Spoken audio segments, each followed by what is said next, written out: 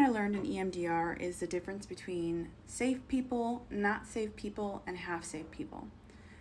With that being said, it's that people that aren't safe to your nervous system aren't people that you should necessarily have in your life. That also applies to people that are half safe, meaning that sometimes you feel safe with them and sometimes you do not. Maybe they don't acknowledge parts of who you are. Maybe they can only have conversations with a certain level. Where you have to meet them is lower than where you have to meet yourself, right?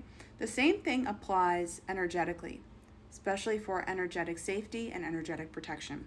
If you find that when you're talking to a person, sometimes you have a great conversation, you can spend a good hour with them, going over things, taking care of projects, if it's business related, just socially related, but you also find that energetically something isn't right, then that person, even though they feel half safe, isn't completely safe for your energy either, because they can unknowingly siphon your energy and you can leak it out.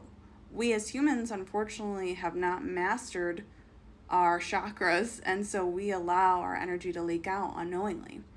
So one of my big red flags is when I'm talking to a person and we can be having a great conversation, but I still feel chaotic energy from them, meaning that they just can't get their shit together or that person can't sit still.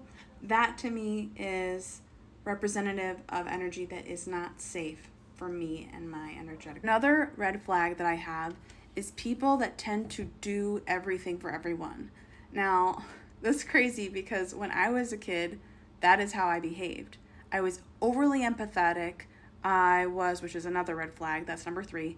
I was overly empathetic. I was constantly trying to help people, in spite of myself. And I would always put everybody first, and I was completely last. And those people would smile, and this is me speaking before, and I would smile and say, everything is fine. Now, there is absolutely nothing wrong with being selfless, but the key here is being selfless to the point of exhaustion and overexertion, that you have to overdo. Now, at this age and day in my life, if I find people like this, they're also half safe, which means that they're not completely safe either for my nervous system or my energetic sphere. I want you to think about it. Who in your life is half safe? And it's an easy way for you to compartmentalize, having people on a scale of like, this person is not a person I want to talk to at all. This person is someone I can talk to occasionally, sparingly. And then there's people that I absolutely can talk to because they're both safe for my nervous system and safe for my energetic sphere. Ask yourself that question.